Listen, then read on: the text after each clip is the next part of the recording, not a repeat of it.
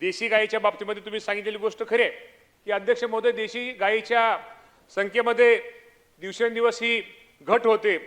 2019ची आपण जर पशुगणना 2013ची केली तर आपल्या देशामध्ये आपल्या ह्याच्यामध्ये साधारणतः राज्यामध्ये साधारणतः 22,96,331 एवढ्या देशी गायींची संख्या होती।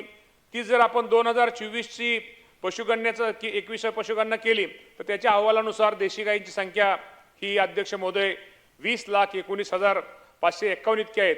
त्यामुळे राज्यामध्ये देशी गायीच्या संख्येमध्ये अध्यक्ष महोदय दिवसेंदिवस घट होते ही वस्तुस्थिती आहे। कमी उत्पादन क्षमता आणि संगोपनाच्या खर्चाचा विचार करता इतर गायीच्या तुलनेत देशीच्या गायीचे संगोपन करणं खरंच आर्थिकदृष्ट्या हे फायदेशीर ठरत नाही।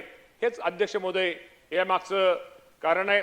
आणि त्यांनी विचारलेली गोष्ट खरी आहे की राज्यामध्ये उच्च उत्पादन क्षमता प्रजनन क्षमता असलेली देशी गायीची निर्मिती होण्यासाठी राज्यामध्ये 6 भ्रूण प्रत्यारोपण प्रयोगशाळा आपण सुरू करण्यात आलेल्या आहेत। त्याचद्वारे उंच वंशावळीची वेळूची रेत मात्रापासून तयार करण्यात आलेली असून भ्रूण कमी उत्पादन क्षमता असलेल्या प्रजननक्षम गायीमध्ये प्रत्यारोपित करून उच्च वंशावळीची देशी कालवड निर्मिती करण्याचा उद्देश हा निश्चित प्रकारे आहे। अध्यक्ष महोदय, मुख्यमंत्री ग्रामीण पशुधन उद्योजकता योजनेतील देशी प्रजातीच्या गायीचे भ्रूण देखील अनुदान देण्यात येत आहे।